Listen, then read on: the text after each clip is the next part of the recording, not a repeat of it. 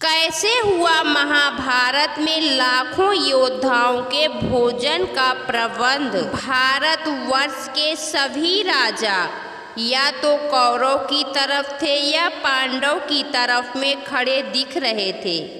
मात्र दो ऐसे लोग थे जिन्होंने युद्ध में भाग नहीं लिया था। वे थे श्री बलराम और राजा रुक्मी। ये दो ही व्यक्ति ऐसे थे जिन्होंने महाभारत के युद्ध में भाग नहीं लिया, परंतु उन सब में एक राज्य ऐसा भी था जो युद्ध के क्षेत्र में होते हुए भी युद्ध से अलग था, और वो था दक्षिण का उडुपी राज्य। उडुपी के राजा युद्ध में भाग लेने के लिए अपनी सेना सहित कुरुक्षेत्र पहुँचे तो कौरव और पांडव दोनों ने उन्हें अपनी ओर मिल जाने का प्रयत्न करने लगे, परंतु उडुपी के राजा बड़े दूरदर्शी थे। अपनी दूरदर्शिता का प्रमाण देते हुए उन्होंने श्री कृष्ण से पूछा, हे माधव, दोनों ओर से जिसे भी देखो युद्ध के लिए उत्सुक दिख रहा है, किंतु क्या किसी ने सोचा है कि इतनी विशाल सेना के भोजन का प्रबंध कैसे होगा, कौन करेगा। इस पर श्री कृष्ण ने कहा, राजन, आपने बात तो एकदम उचित की है, परंतु आपके इस बात को छेड़ने पर मुझे ऐसा लग रहा है कि आपके पास इसके लिए कोई उपाय है। यदि हाँ तो कृपया कर मुझे बताइए। इस पर उडुपी के राजा ने कहा, हे माधव, ये सत्य है कि दो भाइयों के बीच हो रहे इस युद्ध को मैं उचित नहीं मानता हूँ। इसी कारण इस युद्ध में मेरी भाग लेने की तनिक भी मंशा नहीं है, किंतु यह युद्ध अब टाला भी नहीं जा सकता। इसी कारण मेरी ये इच्छा है कि मैं अपनी पूरी सेना के साथ यहाँ उपस्थित होकर समस्त सेना के लिए भोजन का प्रबंध मैं करूं। उडुपी के राजा की इस बात पर श्री कृष्ण बहुत प्रसन्न हुए। उन्होंने कहा, महाराज, आपके विचार तो अति उत्तम हैं, परंतु इस युद्ध में लगभग 50 लाख योद्धा भाग लेंगे, जो कि एक बहुत बड़ी संख्या है। इसमें अगर आप जैसे कुशल राजा उनके भोजन के प्रबंध को देखेंगे तो हमें इस ओर से कोई चिंता ही नहीं रहेगी।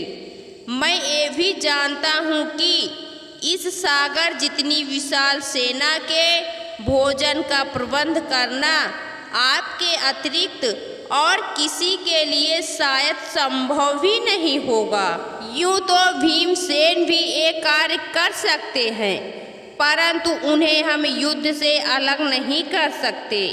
अतः अब आपसे ही मेरी प्रार्थना है कि आप अपनी सेना सहित दोनों ओर की सेनाओं के भोजन का भार संभाल लीजिए।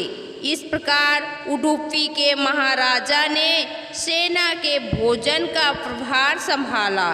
उनकी कुशलता ऐसी थी कि सूर्य उदय से सूर्यास्त तक अन्न का एक दाना भी बर्बाद नहीं होता था। युद्ध आरंभ हुआ। पहले दिन उन्होंने वहां उपस्थित दोनों सेनाओं के योद्धाओं के लिए भोजन का प्रबंध किया।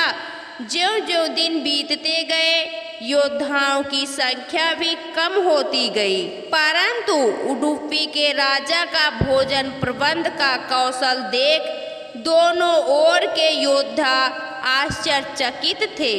वह सोचते कि हर दिन के अंत तक उडुपी नरेश मात्र उतने ही लोगों का भोजन कैसे बनवाते हैं जितने वास्तव में उपस्थित रहते हैं।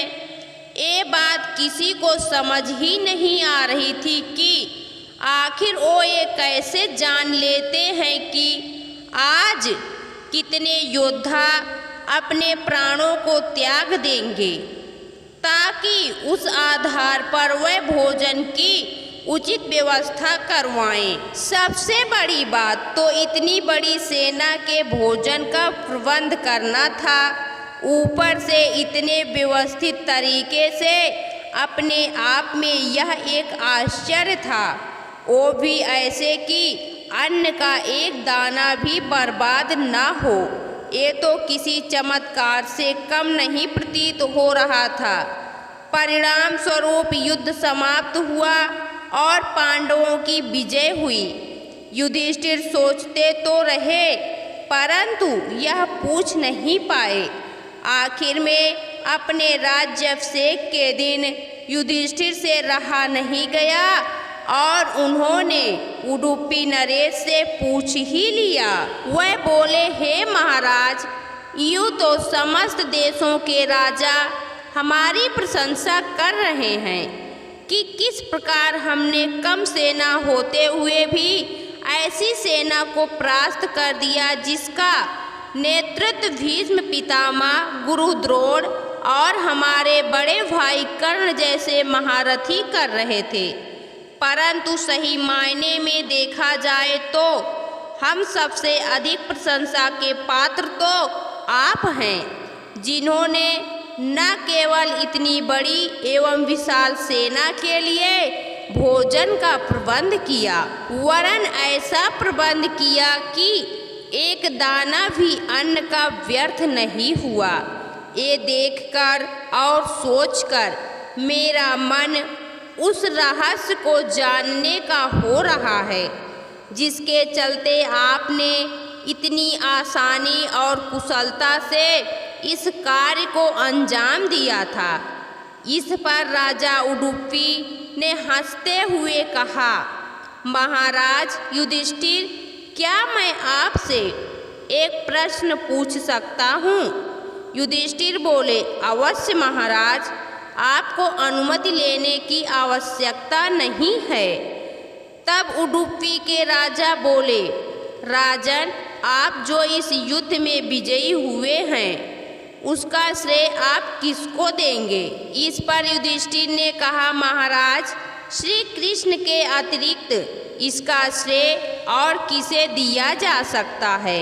सच तो ये है कि अगर वह ना होते तो कौरव सेना को हराना नामुमकिन था। तब उडुपी नरेश ने कहा, हे महाराज, यही तो मैं आपको बताना चाहता हूँ। आप जिसे मेरा चमत्कार कह रहे हैं वो मेरा नहीं, असल में श्री कृष्ण का चमत्कार है।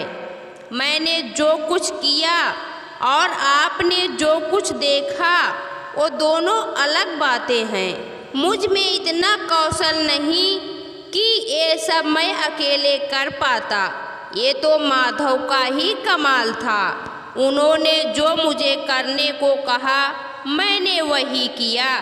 ऐसा सुनकर वहाँ उपस्थित सभी लोग आश्चर्यचकित हो गए। तब उडुपी नरेश ने रहस्य से पर्दा उठाया और सारी बात बताई। उन्होंने कहा, हे महाराज, श्री कृष्ण हर रोज रात में शिविर में जाते, वहाँ बैठकर वो मूंगफली खाते। मैं प्रतिदिन उनके शिविर में गिनकर मूंगफली रखता था। उनके खाने के बाद फिर से गिनकर देखता था कि उन्होंने कितनी मूंगफली खाई है। बस वह जितनी मूंगफली खाते थे उससे ठीक 1000 गुणा सैनिक अगले दिन युद्ध में मारे जाते थे। अर्थात अगर वह 50 मूंगफली खाते थे तो मैं समझ जाता था कि अगले दिन 50,000 योद्धा युद्ध में मृत्यु को प्राप्त होंगे। उसी अनुपात में मैं अगले दिन भोजन बनाता था। यही कारण था कि कभी भी भोजन व्यर्थ नहीं हुआ। दोस्तों, आप कमेंट बॉक्स में ज़रूर बताना कि आप लोगों में से कितने लोगों को यह बात पता थी कि श्री कृष्ण मूंगफली क्यों खाते थे, और यह भी बताना कि आपको यह कथा कैसी लगी।